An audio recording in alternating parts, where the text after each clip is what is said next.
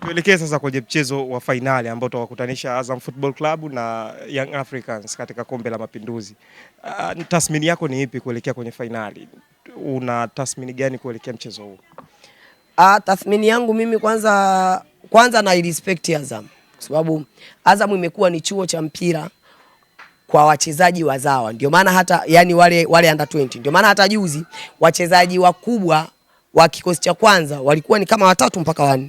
Utamzungumzia Imidi Mao Mkami, Adolf Mtasingwa ambaye na yeye alikuwa na muda mrefu akiwa anauguza majeraha yake. Alafu na mwingine alikuwa ni nani? Aishi Manula amekuwa hana wakati mzuri kwenye kikosi cha Azam. Amekuwa anaingia toka nyingi. Kwa hiyo mimi nadhani ni wachezaji ambao na yule nani Kitambara bora ambao ndo walikuwa kwenye regular starter kwenye hicho kikosi cha ambao ni regular starter kwenye kikosi cha Azam cha moja kwa moja, lakini wengine wengi ni wachezaji ambao wa under 20 na wengine wanakuwa hawana nafasi kwenye kikosi cha Azam cha kwanza. Kwa hiyo tunaingia kwa respect. Haijalishi ni kikosi cha kwanza au sio kikosi cha kwanza. Haijalishi ni under 20 au si under 20. Tena ogopa zaidi wale wachezaji ambao ni under 20 na hasa wakiwa hawapati nafasi ya kucheza mara kwa mara kwenye kikosi. Pale wanapokuwa wanapata nafasi kwa sababu wanataka wa prove kwa mwalimu kwamba na sisi tunaweza. Sio kwamba tunapokuwa tunakaa benchi au tunakuwa hatupati nafasi ya kucheza, tunakuwa hatuna uwezo wa kucheza mechi kubwa kama hizi. Tunaweza. Kwa hiyo kukaa kwetu benchi au kutoanza kwetu kwenye kikosi huwa tunatakiwa tu ni uvumilivu kama ambao amewahi kusema Carlo Ancelotti. Aliwahi kuulizwa kwamba una wachezaji wengi sana vijana lakini hawapati nafasi ya kucheza. Naye akawajibu ni kijana au mtoto anajifunza kutoka kwa nani? Jibu lilokuja anajifunza kutoka kwa kaka, dada, baba, mama, yani kutoka kwa wakubwa zake. Na mwisho wa siku anapopata nafasi inaweza isiwe pale, lakini kule atakapoenda ataenda kufanya vizuri. Ibrahim Diaz alitokea academy ya Manchester City, lakini sasa hivi yuko Real Madrid. Real Madrid hana namba ya moja kwa moja kutokana na wachezaji walioko pale. Sio kwamba ni mchezaji mbaya, lakini ni regular starter kwenye kikosi cha Morocco na ni mchezaji ambaye mpaka sasa hivi ndo amefunga magoli mengi. Anaenda kuvunja rekodi ya msimu uliopita kwenye michuano ya AFCON ambaye alikuwa amefikia magoli, ambaye alikuwa amefunga magoli 5 wa Equatorial Guinea. Kwa hiyo mimi nadhani na bado yeye ana nafasi kwa sababu ana mechi 2 za kucheza, ana nusu finali na pengine mpaka finali. Kwa hiyo unaweza ukashangaa akaenda kuivunja ile rekodi ya msimu ulioisha. Kwa hiyo mimi nadhani kwa wachezaji wa Azam sisi tunaingia kama tunawarespect sana kwa sababu ni wachezaji ambao na wao wana kocha na wamepata nafasi ya kuweza kuprove kwa mwalimu kwamba sisi tukikaa benchi huwa hatukai benchi kwamba sisi ni wabaya. Kwa hiyo wataingia kwa kutaka kuhakikisha kwamba wanalitaka Kombe la Mapinduzi. Wao kama wachezaji wale ambao hawajawahi kupata ubingwa wowote, itakuwa ni faraja kwao hata ikitokea wamepata nafasi au Ibenge atakapowaamini kwa mara ya tena waweze kuifaitia Azam, kuhakikisha wanaipeperusha bendera ya Azam na kuhakikisha wanapata matokeo yatakayoweza kuwafanya wao wawe favorite either kwenye kubeba ubingwa au kuwa kwenye zile nafasi 4 kujihakikishia nafasi ya kwenda kushiriki michuano ya kimataifa. Anayetajwa Ibenge kama title contender wa Azam Football Club kama kocha ama kama nahodha wa timu akiendesha, anaenda kukutana na Pedro Gonçalves. Pengine hapo ndipo tunaenda kupima uzito wa makocha bora wa ligi yetu ya NBC.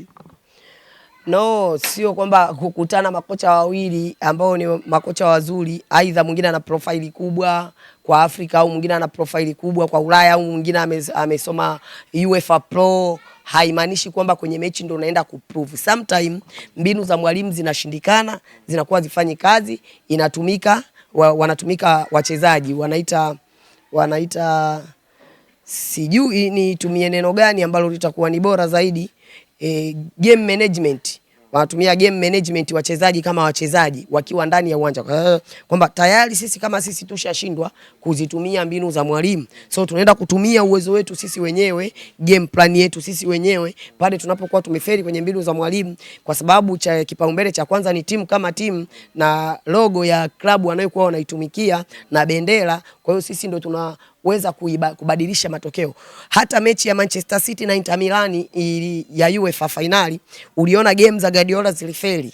lakini mwisho wa siku wachezaji wakatumia game management kuhakikisha kwamba wanaweza kupata matokeo ambayo yatawafanya wao kuwa mabingwa, kwa sababu tayari ni kitu ambacho wameisha kisotea muda mrefu, ni kitu ambacho wameisha kifanya sana, yani kwenda kuingia kimataifa sana, wakawa wanakosa ile consistency au wanakosa zile namba za wao kuwa mabingwa. Manchester City iliwahi kuwa hadi timu bora kwenye michuano ya UEFA, lakini sio yeye aliyebeba ubingwa. Kuna msimu ambao alibeba ubingwa Madrid, lakini timu bora ya mwaka ikaonekana ni Manchester City kutokana na the way ilivyokuwa ina perform, kwamba kila mechi ilikuwa inaingiaje na inapata matokeo gani na ina perform vipi. Mwisho wa siku Man City ikawa timu bora, lakini Real Madrid ikawa imebeba ubingwa. Kwa hiyo sometime unaweza ukawa timu bora pasina kubeba ubingwa, na unaweza ukabeba ubingwa na usiwe timu bora. Ni vile unakuta unatazama njia ulizopita. Madrid na Al Ahly ni hapa kwetu Afrika, ni mara chache sana utakuta timu ambayo imeonyesha kiwango cha hali ya juu isiwe timu bora, ila anapewa Al Ahly kwa sababu tu kabeba ubingwa. Kwa hiyo mimi nadhani mbinu ndio zitakazoenda kuamua kwamba ni nani ambaye anastahili kuwa kocha bora na ni nani ambaye anastahili. Unajua kutopata matokeo haimaanishi kwamba wewe sio kocha bora, au kupoteza hiyo mechi haimaanishi kwamba wewe ni kocha mbovu, ila ni vile tu mpinzani wako anakuwa ameisha kusoma na ameisha kuzidi kwenye mbinu. Kuzidiwa mbinu haimaanishi kwamba wewe sio kocha mzuri, haimaanishi kwamba wewe hauwezi kuwa kocha bora. Kwa hiyo sisi tunachosubiri kukiangalia ni dakika 90, kwa sababu huwezi kumpa Yanga moja kwa moja wala huwezi kumpa Azam moja kwa moja, kwa sababu wote wana wachezaji ambao wana uwezo wa kuamua matokeo muda wowote na katika mazingira yoyote. Tuelekee sasa kwenye taarifa za usajili katika hili dirisha dogo. Ameonekana Engineer Hersi Said kule Uganda kwenye headquarters za Vipers na akipiga picha ya pamoja, lakini pia Ali Shaban Kamwe jana kiwanjani kaingia na jezi nambari 10, nyuma imeandikwa Hersi.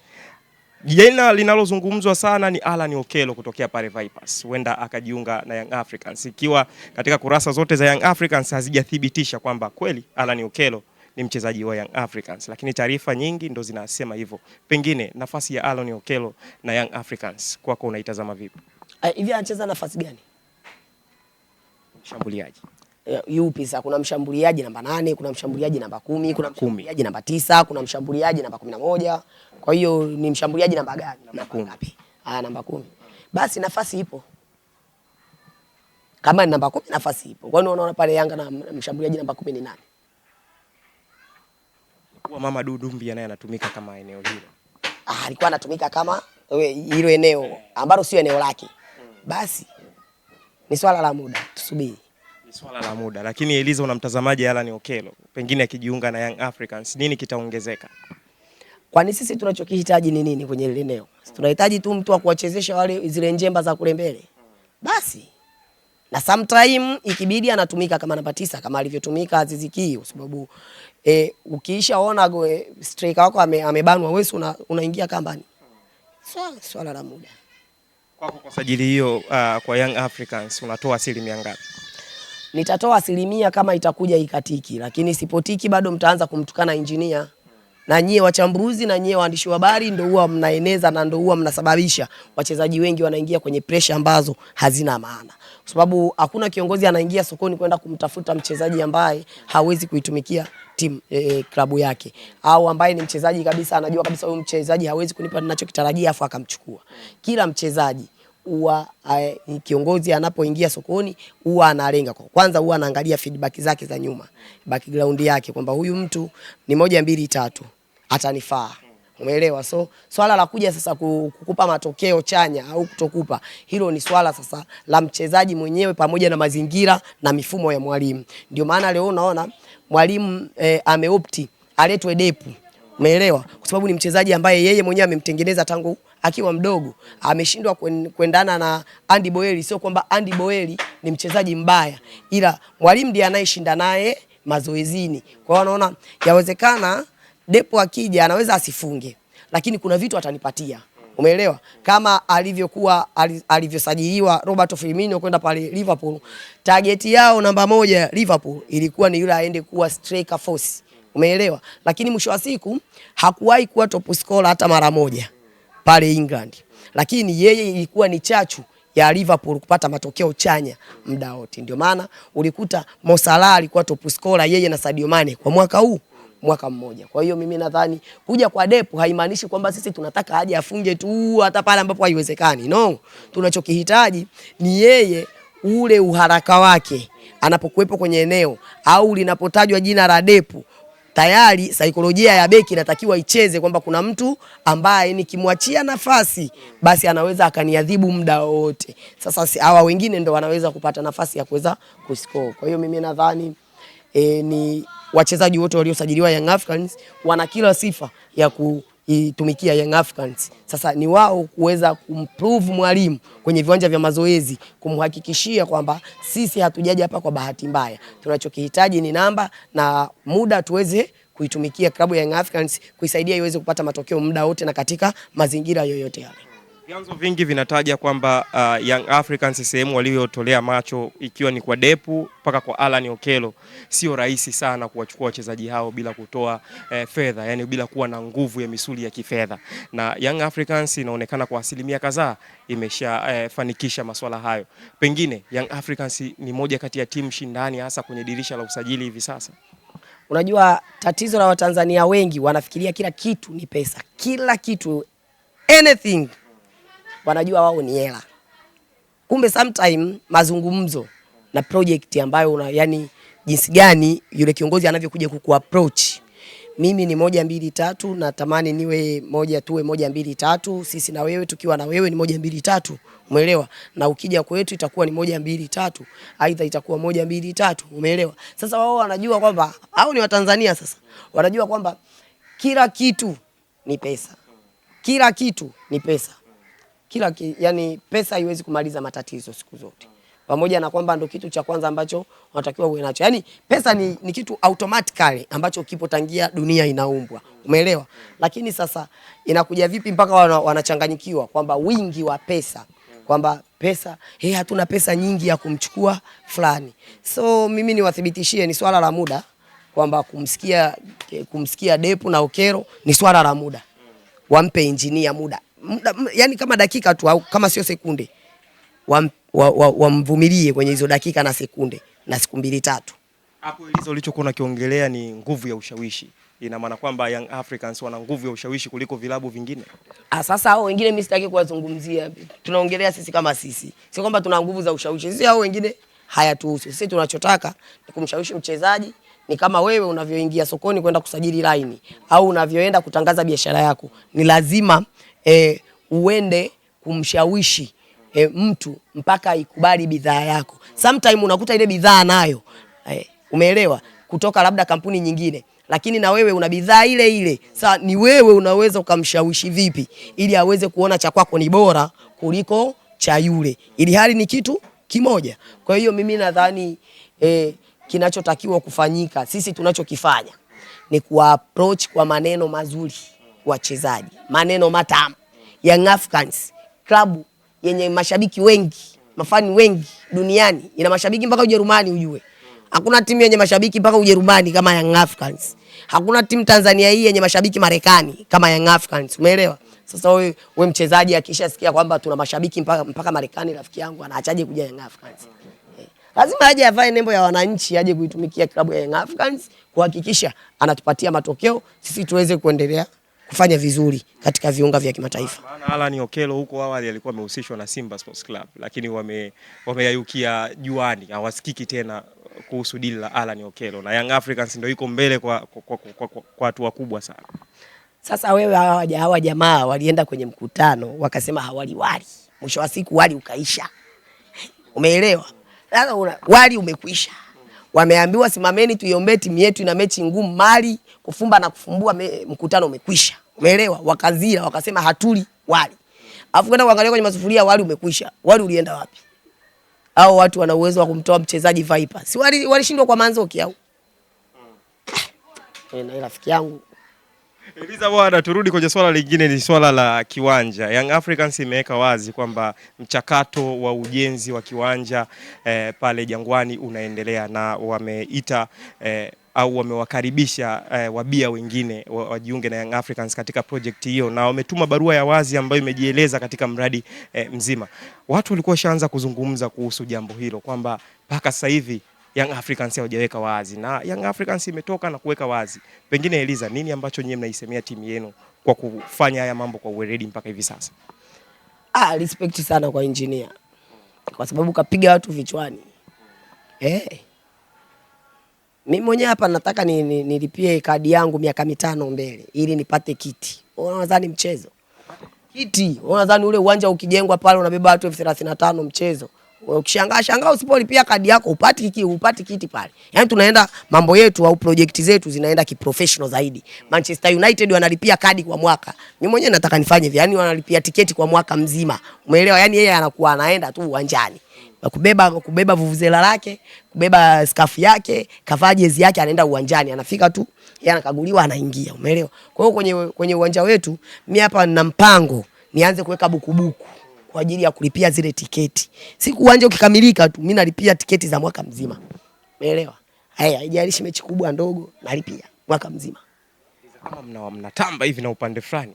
Lazima tutambe. Unapokuwa ni lazima ujisikie huko kwenye kisayari fulani vya amazing. Kwa hiyo hata kwenye ulimwengu wa michezo huku wenzetu wanaendelea kulalamika, sijui Ngungu Boy kafanyaje.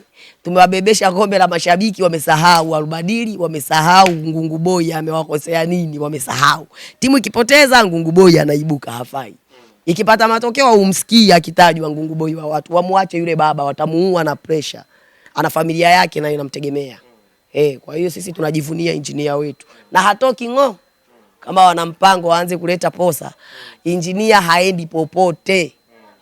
Epuka matapeli. Mpango ulikuwepo? Ushasikika? Nasikia kwamba walikuwa wana mpango upande wa pili kumchukua engineer. Yaani engineer aende Simba. Lakini Eliza, nini ambacho unawaambia wale ambao walikuwa wanaanzisha mijadala kuhusu kiwanja cha Young Africans? Project kama ilikuwa imetulia, atuisikii tena baada ya kukabidhiwa hati. Engineer, kwanza unasikia mtu anaitwa engineer. Unajua ni engineer by professional, sio engineer wa kujiita, umeelewa? Handisi. Yaani ni engineer by professional. Kwa hiyo huwa hakurupuki. Kwa mambo ya kukurupuka ndio utasikia uwanja hauna vigezo. Utasikia vitu anavyofanya. Yeye amechagua kukaa kimya, ila anaacha vitendo vizungumze. Yaani engineer ni kama Lionel Messi fulani hivi, kwa sababu Messi amewaacha watu wengi waongee mtandaoni, ila yeye anaacha mguu wake uzungumze. Ndicho kitu ambacho anacho engineer Hersi. Yaani yeye amewaacha nyie mzungumze. Engineer hajajenga uwanja haujengwi kwa miezi miwili wala siku moja. Uwanja ule ni product ya kuanzia miaka 2 mpaka 5. Umeelewa? Mbona hawahoji kwamba serikali haijajenga uwanja ambao walisema unajengwa pale Arusha na Dodoma? Wewe ushawahi kuona ramani unajua umefikia wapi ule uwanja wa Arusha na Dodoma? Mbona hawahoji? Kwa sababu sio project ya muda mfupi kama wanavyofikiria. Ni project ambayo ina muda wake mrefu. Ukiachana hata kama muda unaweza ukao umefika wa kufanya hiyo project, wa kuitengeneza hiyo project. Vipi ramani ya pale? Pale panapotakiwa kujengwa uwanja wa Young Africans pale palikuwa na nguzo za umeme. So kitu cha kufika tu unangoa unaweka uwanja. Wanatakiwa wajue project ya uwanja inachukua muda gani. So wanaongea. Afu wanaoongea usikute hata kadi za wanachama hawana. Kwa hiyo waambie sisi wasitushauri, watatuchanganya. Wamwache engineer afanye kazi yake. Anapiga pale kwenye mshono. Mo Arena, kiwanja cha mazoezi nyinyi mnacho? Sema mwenyekiti, kuna wengine hata viwanja vya mazoezi hawana. Watu wanatamba na uwanja wa mazoezi. Uwanja wa mazoezi huko mfukoni. Kwani Yanga pale ya Vikitauni anatumia anapiga wapi? Nani kwenye mawe kama hivi? Si uwanja ule. Sio wa Young Africans. Anautumia bure. Kwamba amesaidiwa. Anatoa hela. Umeelewa? Ni hela ndio inatoka. Kwani Yanga ule uwanja wa Mkapa kwake? Sasa, lakini si anatoa hela. Anapoenda kuutumia. Sasa ndo wa kwake ule sasa. Yaani kitu chako ni kile ambacho unajivunia, kile ambacho unacho mfukoni. Wewe mjini hapa una nyumba? Sina. Huna kwako? Panga. Sasa si ndo kwako kwenyewe? Wewe vipi rafiki yangu? Ndo kwangu. Pale ndo kwako, hela yako ndio unayozungumza. Yaani ni kwa Yanga. Sasa unataka pawe wapi? Vikitauni kwa Yanga. Kwani nani anaipamiliki? Na kuuliza sasa hivi hata timu inatoka huko Ulaya, Madrid inatoka huko, anataka kwenda kwenye uwanja wa mazoezi wa Yanga, anaenda wapi? Sasa Barcelona akija anaenda wapi? Au Man City akija sasa anataka kuitembelea Yanga, anaenda wapi? Si Avic Town. Sasa wewe vilikuja vilabu viliomba ule uwanja viutumie. Walienda kwa mwenye uwanja au walienda kwa Young Africans? Unasema sana ofisi za Simba, kuona zenyewe ziko Masaki pale. Wapi? Masaki. Wapi ofisi za Simba ulishawahi kuziona wapi? Unasema ulikopanga ndo kwao. Hapo ndo kwake. Sasa aache kelele. Simba hata ule yale wanayahitaji yale majani yale artificial grass zile za kutengenezea uwanja ndo wanaziita hivyo. Simba wamenunuliwa zile grass yale majani yale wamenunuliwa na Samata, mpaka leo yamewashinda kutoa bandarini. Kama naongopa waje wathibitishe hapa. Samata amewanunulia zile nyasi za bandia, Samata kawanunulia mpaka leo ziko bandarini. Hao yani wamekosa hata hela ya kukomboa zile nyasi pale bandarini. Sasa ni mchakato. Timu hapo. Wewe mchakato unajua ni miaka mingapi hapa? Uwanja wa Yanga ni mchakato, labda na zenyewe ni mchakato. Sasa uwanja wa Yanga ni mchakato baada ya Engineer Hersi kuingia, ni miaka mingapi mpaka sasa hivi? Si mitatu, si ndio? Wao zile nyasi zimenunuliwa pale ni takriban miaka 5 mpaka 6. Mchakato. Uwanja si walisema wamejenga ukuta. Hela zile hakuna wakati walichangisha hela mtandaoni. Walishawahi kuhoji zimeenda wapi? Wakadanganywa kwamba zimejenga ukuta, afu ukuta umeenda na maji. Afu wanamlaumu ngungu wa watu. Wamwache tu baba watu, naye ana familia inamtegemea bwana. Majanga ya asili hayazuiliki. Mvua ikinyesha, mafuriko, majanga ya asili hayazuiliki. Yanazuilika. Mzungu hajawahi kushindwa kitu. Ndio maana hata daraja linajengwa baharini. Watu wamejenga baharini, kuna hoteli ziko ndani ya maji baharini. Sasa unasemaje kwamba vizuiliki majanga ya asili?